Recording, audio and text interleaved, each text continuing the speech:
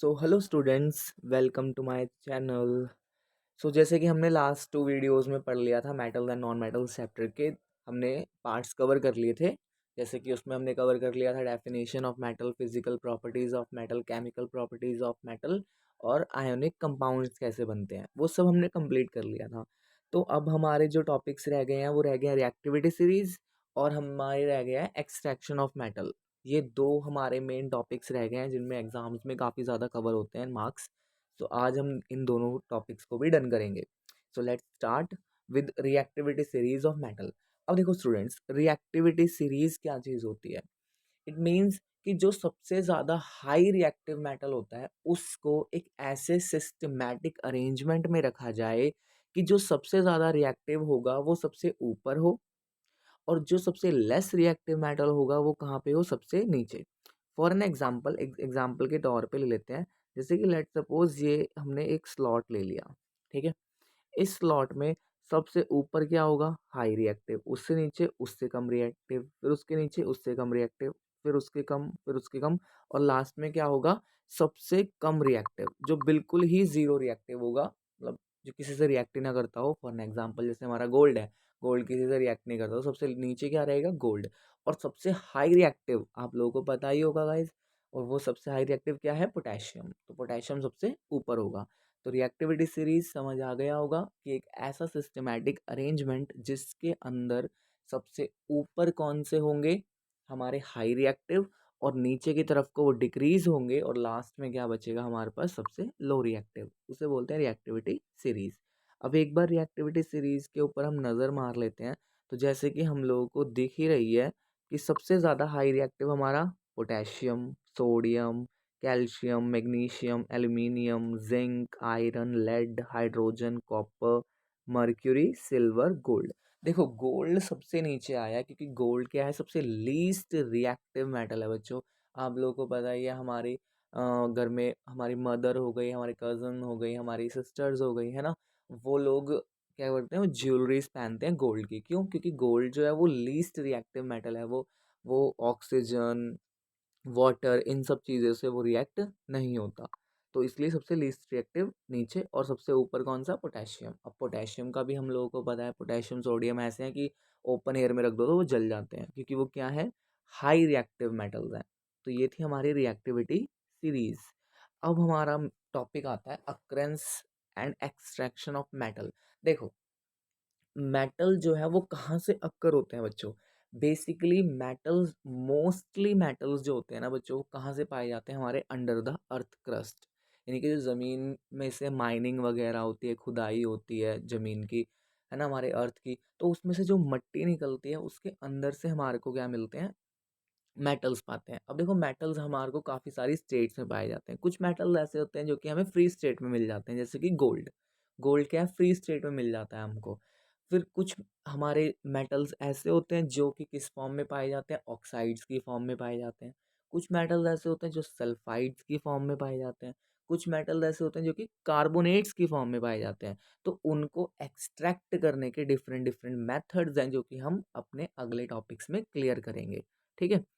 तो बेसिकली कहाँ से हमारे मोस्ट ऑफ द मेटल कहाँ से अक्कर होते हैं? हमारे अर्थ क्रस्ट से। और भी है, एक और वे है कि हमारे जो मेटल्स हैं वो सी वाटर से में से भी निकलते हैं। जैसे कि देखो यहाँ पे क्लियरली लिखा है कि earth crust and sea water, मतलब हमारे जो मेटल्स हैं वो अर्थ क्रस्ट यानी कि ज़मीन के नीचे से पाए जाते हैं, और सी वाटर यानी कि पानी वगैरह, समुद्र वगैरह, नदी वगैरह में भी पाए जाते हैं। ठीक है। और वो किस फॉर्म्स में होते हैं ये भी मैंने आपको बता दिया है ना। वो प्योर स्टेट में ही पाए जाते हैं, ऑक्साइड्स की स्टेट में, सल्फाइड्स की स्टेट में, और कार्बोनेट्स की स्टेट में पाए जाते हैं। तो ये चीज़ें ध्यान में रखना आप, क्योंकि अगले टॉपिक्स में हम यही पढ़ेंगे। ठीक है। सो नेक्स्ट हमारा टॉपिक आता है मिनरल्स। अब देखो मिनरल्स क्या होता है? Minerals are naturally occurring substance have a uniform composition. अब मिनरल्स क्या चीज़ होती हैं कि जो अर्थ के अंदर से हमको नेचुरली सब्सटेंस मिलते हैं जिनमें काफ़ी सारी कॉम्पोजिशन में मेटल्स पाए जाते हैं। जैसे कि मैंने तुम्हें बताया, ऑक्साइड्स की फॉर्म में, सल्फाइड, कार्बोनेट्स की फॉर्म में पाए जाते हैं। उनको क्या कहा जाता है? मिनरल्स। यानी कि वो रेत का ढेर जो हम अर्थ की खुदाई करके निकालते हैं, और उनमें मेटल्स काफ़ी सारी कॉम्पोजिशंस में पाए जाते हैं, उनको बोलते हैं मिनरल्स। अब आता है हमारा नेक्स्ट टॉपिक ओर्स। अब ओर्स क्या होते हैं देखो, the minerals which a metal can be profitable extracted are called ores.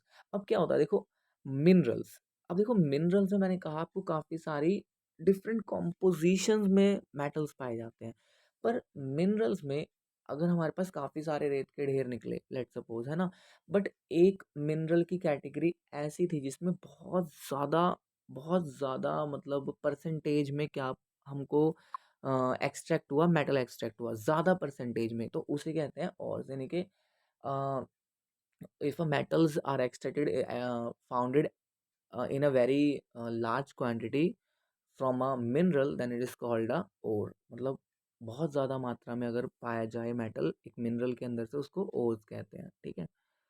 अब आता है हमारा metals found at the top of reactivity series are least reactive. They are often found in nature in free stage such as gold silver copper. अब देखो मैंने आप लोगों को कहा ही था कि मेटल्स जो होते हैं ना वो एक्सट्रैक्ट होते हैं according to their reactivity series. अब रिएक्टिविटी सीरीज में तीन टाइप्स होती हैं देखो हमारी। फर्स्ट टाइप होती है हमारी जो लीस्ट रिएक्टिव होते हैं, जैसे कि गोल्ड सिल्वर कॉपर। फिर दूसरी टाइप हमारी कौन सी होती है बच्चों, हमारी मिडल रिएक्टिविटी सीरीज। मिडल में क्या आती है हमारी जिंक, आयरन, ठीक है, लेड। फिर जो थर्ड टाइप होती है हमारी बच्चों वो कौन सी होती है, वो हाई रिएक्टिविटी होती है, जैसे कि हमारी सोडियम, पोटेशियम, मैग्नीशियम, एल्यूमिनियम, है ना। तो अब ना इन तीनों को एक्सट्रैक्ट करने के, लीस्ट को, मिडल को और हाई को, तीनों को एक्सट्रैक्ट करने के डिफरेंट वे आउट हैं। मतलब हर एक जो है वो डिफरेंट वे आउट्स में निकलती है। तो पहले हम लोग देख लेते हैं कौन सी का किस स्टेट में पाई जाती है। तो ये है हमारी लीस्ट रिएक्टिव के लिए, है ना, जो बिल्कुल लीस्ट रिएक्टिव होते हैं वो किस स्टेट में पाए जाते हैं। देखो लीस्ट रिएक्टिव हमारे फ्री स्टेट में पाए जाते हैं, जैसे कि गोल्ड सिल्वर कॉपर। ये क्या है, फ्री स्टेट में मट्टी को खोदा और ये चीज़ निकल गई। बट जो है कुछ ऐसे होते हैं जो कि सल्फाइड्स की फॉर्म में पाए जाते हैं, यानी कि वो फ्री स्टेट में पाए जाते हैं, जैसे कि हमारे कौन कौन से हो गए, copper and silver are found in the form of sulphide and oxide. यानी कि कॉपर और सिल्वर ये दो ऐसे लीस्ट रिएक्टिव मेटल हैं जो कि फ्री स्टेट में नहीं पाए जाते, स्टूडेंट्स ये ध्यान रखना।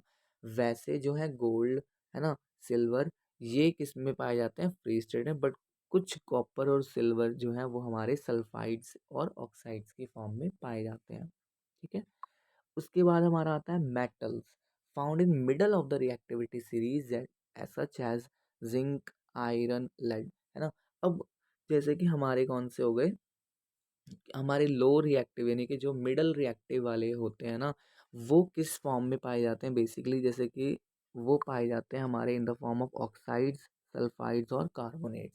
जैसे हमारे लीस्ट रिएक्टिव किस में पाए गए थे, ओनली चलो देखो, है ना, किस में पाए गए थे लीस्ट रिएक्टिव, आप लोगों को पता ही था, हमारे ऑक्साइड्स और सल्फाइड्स की फॉर्म में।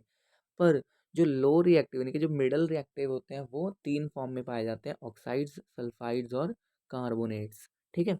अब हम लोग आते हैं हमारे high reactive metals. High reactive कौन कौन से होते हैं बच्चों, आप लोगों को पता ही है, मैंने बताया, potassium, sodium, calcium, magnesium, aluminium. ये जो है ये भी हमारे किसी ना किसी कंबाइंड स्टेट में पाए जाते हैं, कोई ना कोई कंबाइंड स्टेट, वेदर वो ऑक्साइड्स की हो, कार्बोनेट्स की हो, सल्फाइड्स की हो, किसी भी कंबाइंड स्टेट में पाए जाते हैं। बट इनको रिफाइन करने का, एक्सट्रैक्ट करने का कुछ डिफरेंट मेथड है। अब हम लोग करेंगे इनके मेथड्स, यानी कि जो लीस्ट रिएक्टिव मेटल्स हैं उनको कैसे एक्सट्रैक्ट किया जाता है, जो लो रिएक्टिव मेटल्स हैं उनको किस तरह से एक्सट्रैक्ट किया जाता है, और जो हाई रिएक्टिव हैं उनको किस तरह से हमें एक्सट्रैक्ट करना होता है। तो फर्स्ट हमारा आ गया लीस्ट रिएक्टिव। अब लीस्ट रिएक्टिव में क्या है, कौन से आगे बच्चों, देखो copper and mercury and copper which belong to the least reactive series are found in the form of their sulphides. देखो मैंने कहा था ना सल्फाइड्स और ऑक्साइड्स की फॉर्म में पाए जाते हैं। तो मर्करी और कॉपर ये दो हमारे लीस्ट रिएक्टिव मेटल है जो कि किस फॉर्म में पाए जाते हैं, ये सल्फाइड्स की फॉर्म में पाए जाते हैं, ठीक है। तो अब देखो कैसे हम लोग सल्फाइड से इसको बाहर निकालेंगे। तो जैसे तो आप लोगों को ये दिख रहा होगा बच्चों, ये सिनेबार है, इसमें क्या लगा हुआ है, हमारा मर्करी और सल्फाइड लगा हुआ है, ठीक है। हम क्या करेंगे, उसको सिंपल हम ऑक्सीजन के साथ रिएक्ट कर देंगे। जैसे ही हमने उसको ऑक्सीजन के साथ रिएक्ट किया तो क्या होगा, हमारा सल्फाइड हट जाएगा और हमारा क्या बन जाएगा, मर्क्यूरी ऑक्साइड बन जाएगा। और देखो सल्फर बाहर निकल गया हमारा, ठीक है। यही चीज़ हमने करनी है। हमारा देखो ऑक्सीजन आ गया इसके साथ और हमारा सल्फर ऑक्सी इधर पे बाहर निकल गया। अब हमारा HgS की जगह अब हमारा मेटल क्या बन गया, HgO। और अब हम लोगों को बहुत अच्छे से पता ही है, मैंने पिछली वीडियोस में आपको सिखाया ही था स्टूडेंट्स, कि हम किसी भी मेटल को ऑक्साइड से कैसे एक्सट्रैक्ट करते हैं। सिंपल क्या करो उसको बच्चों, मैंने बताया था आप लोगों को, सिंपल उसको हीट कर दो। अगर हम हीट कर देंगे तो उसमें से ऑक्सीजन बाहर निकल जाएगा। जैसे कि आप लोग यहाँ भी देखो, हमने क्या किया, HgO को हीट कर दिया और बाहर क्या निकल गया, हमारा Hg निकल गया और O उसमें से पास हो गई, मतलब निकल गई, बाहर निकल गई उसमें से ऑक्सीजन। क्योंकि आप किसी भी चीज़ को गर्म करते हो तो उसके अंदर जितने भी ऑक्सीजन के मॉलिक्यूल्स होते हैं ना, वो क्या हो जाते हैं, वो वेपर बन के बाहर निकल जाते हैं। तो इसलिए अकेला क्या बच गया, मर्क्यूरी। तो अब हमको अच्छे से पता लग गया है कि अगर हमें लीस्ट रिएक्टिव मेटल को एक्सट्रैक्ट करना है बच्चों, तो हमें क्या करना पड़ेगा, सिंपली पहले उसको ऑक्सीजन के साथ रिएक्ट करना होगा, यहाँ पे देख सकते हैं। और ऑक्सीजन से रिएक्ट करने के बाद उसका हमें बनाना पड़ेगा ऑक्साइड। और ऑक्साइड बनने के बाद उसको हमें क्या कर देना होगा, यहाँ पे हीट कर देना होगा, जिसकी वजह से वो पूरा का पूरा हमारा क्या एक्सट्रैक्ट हो जाएगा, मेटल। और ये मैं आपको पिछली वीडियो में भी बता चुका हूँ बच्चों, कि जब भी कोई मेटल ऑक्सीजन के साथ रिएक्ट करता है तो उसके क्या बनते हैं बच्चों, ऑक्साइड्स बनते हैं, ठीक है। तो सेम यहाँ पे भी वही चीज़ हुई है, कि जब हमारा यहाँ पे सीने बार रिएक्ट हुआ ऑक्सीजन के साथ तो उसने क्या बनाए, ऑक्साइड्स बनाए। और ऑक्साइड्स को जब हमने हीट किया तो उसमें से क्या हुआ, ऑक्सीजन बाहर निकल गया और हमारा प्योर मेटल अकेला बच गया। तो इस तरह से हम लीस्ट रिएक्टिव में से एक्सट्रैक्ट कर सकते हैं मेटल को। अब ये एक एग्जांपल है कॉपर का, तो ये आप लोग चेक कर लेना वीडियो से, मैंने पूरा अच्छे से एक्सप्लेन किया हुआ है, आप स्क्रीनशॉट ले सकते हो इसका, है ना। मैं यहाँ पे रोक दूंगा, आप स्क्रीनशॉट ले लेना और इसको खुद से प्रैक्टिस करना, ये मैंने आपकी प्रैक्टिस के लिए डाला है। बस हमने क्या करना है, HgS यानी कि सिने बार की जगह हमने इसमें क्या डाल दिया, यहाँ पे कॉपर ग्लैंस यानी कि CO2S डाल दिया। पहले इसको O से रिएक्ट करना, ये आप लोगों का काम है करना, ठीक है। अब आते हैं हम अपने extraction of metals with middle reactivity series, यानी कि अब जो मिडल में आते हैं ना, उनको एक्सट्रैक्ट कैसे किया जाता है। और मैंने आपको बताया था मिडल में कौन कौन से आते हैं, आयरन, जिंक, लेड, है ना, ये हमारे middle of the reactivity series आते हैं। तो इनको किस तरह से किया जाता है, तो देखो मैं ऊपर ही आपको समझा चुका हूँ बच्चों। हमारे मिडल रिएक्टिव एलिमेंट्स किस फॉर्म में पाए जाते हैं, हमारे सल्फाइड्स, ऑक्साइड्स, कार्बोनेट्स, इन फॉर्म्स में हमें वो अर्थ में से बाहर एक्सट्रैक्ट करते हैं हम लोग। तो अब कार्बोनेट्स और सल्फाइड्स को में से हम अपने प्योर मेटल को बाहर कैसे निकालें, वो चीज़ हम लोग करेंगे। तो बच्चों देखो इसमें दो रिएक्शंस आती हैं, है ना, दो रिएक्शंस आती हैं और उनका नाम क्या है, एक का नाम है रोस्टिंग और दूसरे का नाम है कैल्सिनेशन। और ये एग्जाम पॉइंट ऑफ व्यू से बहुत इंपॉर्टेंट है बच्चों। रोस्टिंग क्या चीज़ होती है, देखो रोस्टिंग है heating of sulphide ores in the presence of excess air to convert them into oxides. देखो रोस्टिंग में क्या होता है बच्चों, सल्फाइड्स को in the presence of air हम क्या करते हैं, रिएक्ट करते हैं। मतलब हमें सल्फाइड्स को रिएक्ट करना होता है किसके साथ, हमें ऑक्सीजन के साथ रिएक्ट करना होता है, जिससे हमें क्या निकल जाता है, मैंने आपको बताया या ऊपर, जब भी हम किसी मेटल को ऑक्सीजन के साथ रिएक्ट करते हैं तो उसका क्या निकल जाता है बच्चों, उसका ऑक्साइड बाहर आ जाता है। देखो जैसे ये आ गया ऑक्साइड, है ना। हमने ZnS यानी कि जिंक सल्फाइड को रिएक्ट किया ऑक्सीजन के साथ, बाहर क्या आ गया, जिंक ऑक्साइड बाहर आ गया। अब चाहो तो आप इसको फर्दर भी आप इसको बाहर निकाल सकते हो। कैसे निकालोगे बच्चों, ऊपर समझाया था। सिंपल हम क्या करेंगे, ZnO को हम रिएक्ट कर देंगे, हम मतलब हीट कर देंगे, तो ये क्या बन जाएगा, Zn+O2। बस, तो हमारा देखो निकल गया ना, हीट बाहर सॉरी हमारा मेटल बाहर निकल गया। तो ये कौन सा मेथड था, हमारा रोस्टिंग, जिसमें हम सल्फाइड्स से क्या बनाते हैं, ऑक्साइड्स बनाते हैं, ठीक है। और ये रिएक्शन किसकी प्रेजेंस में होती है, एयर की प्रेजेंस में होती है। अब आते हैं बच्चों हम कैल्सिनेशन पे। अब देखो कैल्सिनेशन बिल्कुल बिल्कुल उल्टी है किससे, हमारी रोस्टिंग से। कैल्सिनेशन में हम कार्बोनेट्स को कन्वर्ट करते हैं ऑक्साइड्स में, लेकिन in the absence of air, यहाँ पे एयर नहीं होती। आप रिएक्शन में भी देखो बच्चों, यहाँ पे एयर नहीं आपको दिखने वाली। जैसे उसमें एयर दिख रही थी, इसमें देखो हमने ऑक्सीजन से रिएक्ट नहीं किया। और उधर पे सल्फाइड्स क्या होते हैं, कन्वर्ट होते हैं ऑक्साइड्स में, इधर पे कार्बोनेट्स कन्वर्ट होते हैं, ठीक है, ऑक्साइड्स में। ध्यान से देखो रिएक्शन को, ZnCO3 ये क्या है, जिंक कार्बोनेट, इसको हमने एब्सेंस ऑफ एयर में करना है, इसलिए देखो +O2 हमने नहीं लगाया, सिंपल इसको हीट दी। हीट देने के बाद बच्चों इसमें क्या बच गया, ZnO बच गया, सिंपल ऑक्साइड्स बच गए। और फर्दर हम जब ZnO को हीट करेंगे तो फिर क्या बच जाएगा, इसमें से सिर्फ जिंक बच जाएगा। तो ये थी कैल्सिनेशन। एक और बार रिपीट करते हैं, हम रोस्टिंग में क्या करते थे बच्चों, सल्फाइड्स को in the presence of air में हम लोग रिएक्ट करते थे, जिससे क्या बनते थे, ऑक्साइड्स बनते थे। कैल्सिनेशन में क्या करते थे, कार्बोनेट्स को in the absence of air में रिएक्ट करवाते हैं, ताकि उसके क्या बन जाए, ऑक्साइड्स बन जाए। ठीक है, ये बहुत इंपॉर्टेंट थी।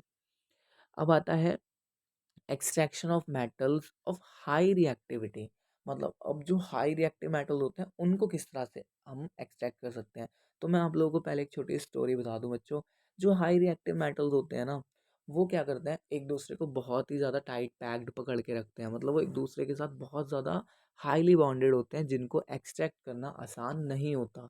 हम सिंपल उनको हीट करके या सिंपल उनको ऑक्सीजन से रिएक्ट करा के या वाटर से रिएक्ट करवा के उनको हम एक्सट्रैक्ट नहीं कर सकते, क्योंकि वो हाई रिएक्टिव है, उनका बॉन्ड बहुत स्ट्रांग होता है। इसलिए इसमें एक खास तरह की प्रोसेस फॉलो करी जाती है उनको एक्सट्रैक्ट करने के लिए, जिसका नाम क्या है, रिफाइनिंग, या फिर उसको इलेक्ट्रोलिटिक रिडक्शन भी बोलते हैं, या फिर इलेक्ट्रोलिटिक रिफाइनिंग भी बोलते हैं। ठीक है, इलेक्ट्रोलिटिक रिफाइनिंग बोल लो, इलेक्ट्रोलाइसिस बोल लो, इलेक्ट्रोलिटिक रिडक्शन बोल लो, सबका मतलब एक ही होता है। अब देखो बच्चों, इसमें होता क्या है, इसको हम रीड कर लेते हैं एक बार। Metal extracted from various methods contain some impurities, thus the required benefits required to be refined. Most of the metal are refined using electrolytic refining. अब होती क्या है ये, अब इस प्रोसेस में देखो बच्चों क्या होता है, मैं आप लोगों को डायग्राम से समझाता हूँ। हम लोग एक इस तरह का सेटअप करते हैं, और इस सेटअप में बच्चों करते क्या है, हम ये एक बीकर लेते हैं, इसमें हम सेटअप करते हैं, एक हम कैथोड रोड डालते हैं, एक हम एनोड रोड डालते हैं। हमें पता है कि कैथोड रोड कौन से वाली है हमारी, जो कि नेगेटिव चार्ज कंटेन करती है, एनोड हमारी पॉजिटिव चार्ज कंटेन करती है। अब होता क्या है बच्चों, जैसे ही हम लोग इसमें ये जब हम यहाँ पे मेटल सॉल्ट डालते हैं, ये याद रखना, जो सॉल्यूशन होता है ना इसके अंदर, जो ये सॉल्यूशन है, पानी है, वो क्या कंटेन करता है, मेटल सॉल्ट कंटेन करता है। ठीक है, तो जैसे ही हम इसकी की को ऑन करते हैं, यहाँ से इसकी की ऑन करते हैं, तो इसमें क्या होता है, इलेक्ट्रिसिटी पास होना शुरू हो जाती है। अब जैसे इलेक्ट्रिसिटी पास होना शुरू होगी बच्चों, तो यहाँ पे वाइब्रेशंस होती हैं, जिसकी वजह से क्या होगा कि जो ये मेटल सॉल्ट के अंदर मेटल है, वो कहाँ चला जाएगा, इस कैथोड के पास चिपक जाएगा। जो नॉन मेटल है वो कहाँ चिपक जाएगा, इस एनोड के पास चिपक जाएगा। और जो इम्प्योरिटीज़ हैं बच्चों, जो इम्प्योरिटीज़ यानी कि जो डस्ट है, सैंड है ना, या फिर और कोई अनदर इम्प्योरिटी है, वो इम्प्योरिटीज़ कहाँ चली जाएंगी, इस बीकर के या कंटेनर के बिल्कुल बॉटम में जमा होनी शुरू हो जाएंगी। ठीक है, ये चीज़ ध्यान में रखना बच्चों, बहुत इंपॉर्टेंट है ये चीज़। ठीक है, कि जैसे ही करंट पास करेंगे, हमारा मेटल चिपक जाएगा कैथोड पे, नॉन मेटल चिपक जाएगा हमारा एनोड पे, और जो हमारी इम्प्योरिटीज़ होंगी वो कहाँ चली जाएंगी, बीकर के नीचे चिपक जाएंगी। ठीक है, तो ये थी इलेक्ट्रोलाइटिक रिफाइनिंग। ठीक है, अब आता है कोरोजन। बच्चों कोरोजन क्या चीज़ है, कि अगर हम अपने मेटल के ऑब्जेक्ट को या कोई भी सामान मटेरियल को, जैसे आपकी बाइसिकल है, कार है, कोई भी ऐसा आपके घर में रोड है, कोई भी चीज़ जो कि मेटल की बनी हुई है, अगर आप उसको कुछ दिनों के लिए ओपन एयर में रख देते हो, और वो ओपन एयर में क्या होनी चाहिए, मॉइस्चर होना चाहिए, ऐसे नहीं ओपन एयर में बस ऐसे खुले में रख दिया, मॉइस्चर होना चाहिए उस एयर में। तो क्या होगा, कुछ दिन बाद आप उस पर देखोगे जंग लगनी शुरू हो जाती है, और उसी को क्या बोलते हैं बच्चों, कोरोजन। तो कोरोजन बेसिकली क्या है, कि अगर आप कोई भी मेटल ऑब्जेक्ट को मॉइस्ट एरिया में कुछ टाइम के लिए बाहर रख दो, तो उसके ऊपर क्या आनी शुरू हो जाता है, जंग लगना शुरू होता है, जिसको कहते हैं कोरोजन। ठीक है, अब होती क्या है सेम, ये रस्टिंग ऑफ आयरन भी है। अगर आप हर आयरन के पार्टिकल को किसी को भी रख दोगे कुछ टाइम के लिए, जब वो मॉइस्ट एयर के कांटेक्ट में आएगी तो उसमें क्या हो जाएगा, रस्ट लगना स्टार्ट हो जाएगा। और रस्ट क्या, उसका कलर वगैरह क्या हो जाएगा, चेंज होना। जैसे वो आपका पेंटेड था, रेड कलर का था, ब्लू कलर का था, वाइट कलर का था, तो उसमें रस्ट, उसका कलर जो है ना वो ब्राउन रेड कलर का होना शुरू हो जाएगा। उसे बोलते हैं रस्टिंग ऑफ आयरन। अब देखो इसकी प्रिवेंशन है बच्चे, जो एग्जाम में एक या दो ना मार्क्स में पूछ ली जाती हैं काफ़ी बार। प्रिवेंशन कि हम अपने मेटल ऑब्जेक्ट को, आयरन ऑब्जेक्ट को, है ना, किस तरह से हम जंग लगने से बचा सकते हैं। तो वो क्या क्या है, लेट सपोज आप अपनी बाइसिकल देख रहे हो कि उसके ऊपर जंग लग रहा है, तो आप क्या करो, सिंपल उसको पेंट कर दो। सिंपल, पेंट कर दोगे, उसका जंग खत्म हो जाएगा। और क्या कर सकते हो, ग्रीसिंग। आप लोग देखते हो बारिशों के मौसम में हमारी साइकिल्स, हमारे और भी सारे सामान के ऊपर जंग लगना शुरू होता है, हम उस पर क्या करते हैं, ग्रीसिंग करवा के आते हैं साइकिल वाले भैया से, है ना। गैल्वनाइजेशन, देखो गैल्वनाइजेशन क्या होती है बच्चों, ये आपको थोड़ा मैं समझा देता हूँ। गैल्वनाइजेशन प्रोसेस में क्या होता है बच्चों, कि हम लोग अपने मेटल या आयरन ऑब्जेक्ट के ऊपर ना जिंक की एक थिन बिल्कुल पतली सी जो लेयर है वो चढ़वा देते हैं। तो जिंक क्या है, वो लो रिएक्टिव मेटल है, लीस्ट नहीं है, लो रिएक्टिव मेटल है। अगर आपने अपने कोई भी ऑब्जेक्ट के ऊपर जिंक की लेयर चढ़वा दी तो वो जल्दी से रिएक्ट नहीं करेगा पार्टनर, मतलब मॉइस्ट एयर से, और आपका जो ऑब्जेक्ट है वो बचा रहेगा। तो यही है गैल्वनाइजेशन। इसमें हम क्या करते हैं बच्चों, जिंक की थिन लेयर को अपने ऑब्जेक्ट, अपने मेटल ऑब्जेक्ट या आयरन ऑब्जेक्ट के ऊपर चढ़वा लेते हैं ताकि वो बच जाए रस्टिंग से। अब इलेक्ट्रोप्लेटिंग, इलेक्ट्रोप्लेटिंग में हम लोग जैसे जंग लग गया तो उसको वेल्डिंग के थ्रू वगैरह, है ना, हीट प्रोवाइड करके, है ना, इलेक्ट्रोप्लेटिंग करवा के उसकी उसका सारा जंग हम निकाल देते हैं। आप लोगों ने देखा भी होगा, जंग लग जाता है वो ऐसे लाइट, सॉरी इलेक्ट्रिसिटी लाइट से पास करते हैं, उसका जंग निकाल देते हैं। अब आता है अलॉइंग। अलॉइंग क्या चीज़ होती है बच्चों, अलॉइंग क्या है, ये एक और अलग से मेथड है ना। अलॉइंग में क्या चीज़ होती है बच्चों, कि हम लोग ना आयरन का जो हमारे ऑब्जेक्ट्स होते हैं उनको हम लोग निकल और क्रोमियम के साथ मिक्स करके एक ऐसा सॉलिड स्टेनलेस स्टील बना देते हैं, यानी कि जंग रोधक स्टील बना देते हैं, ऐसा ऑब्जेक्ट बना देते हैं, मटेरियल बना देते हैं जिसपे ना तो कभी रस्ट कोरोजन लगता और वो बहुत मजबूत भी होता है। तो हम क्या करते हैं, एक आयरन अपना ऑब्जेक्ट लिया, एक मटेरियल लिया, उसको किसके साथ हमने मिक्स कर दिया, उसको मिक्स कर दिया हमने क्रोमियम या निकल के साथ मिक्स कर दिया, और उसका एक हार्ड टफ स्टेनलेस स्टील बन जाती है उसकी, कि बहुत मजबूत होती है और उस पर कभी जंग नहीं लगता। तो उसको बोलते हैं अलॉइंग मेथड। तो अब ये चैप्टर मेरी तरफ से आपका डन हो चुका है गाइज। अगर आपको कोई भी क्वेश्चन हो, कुछ कोई भी क्वेरी हो, या मैं कोई टॉपिक इसमें कवर ना कर पाया हूँ, तो आप प्लीज़ मुझे कमेंट में बता देना। मैं उसके लिए अलग से एक छोटी सी शॉर्ट वीडियो निकाल दूंगा 2-4 मिनट की, इफ़ अगर कुछ रह गया हो। और इसके इम्पॉर्टेंट क्वेश्चंस हम लोग ज़रूर करेंगे। आई एम श्योर आप लोगों को इम्पॉर्टेंट क्वेश्चंस भी चाहिए होंगे। तो जैसे ही सैम्पल पेपर आते हैं, मैं आपको सैम्पल पेपर में से देख के जो बिल्कुल इसी ईयर के होंगे, प्योर एकदम 2022 और 3 के बैच के, मैं वो भी इसके कवर अप करवा दूंगा आपको। होप आपको वीडियो पसंद आई होगी। सो इसके हम लोग नेक्स्ट चैप्टर्स नेक्स्ट वीडियोस में कवर करते चलेंगे अब। टाटा, बाय बाय।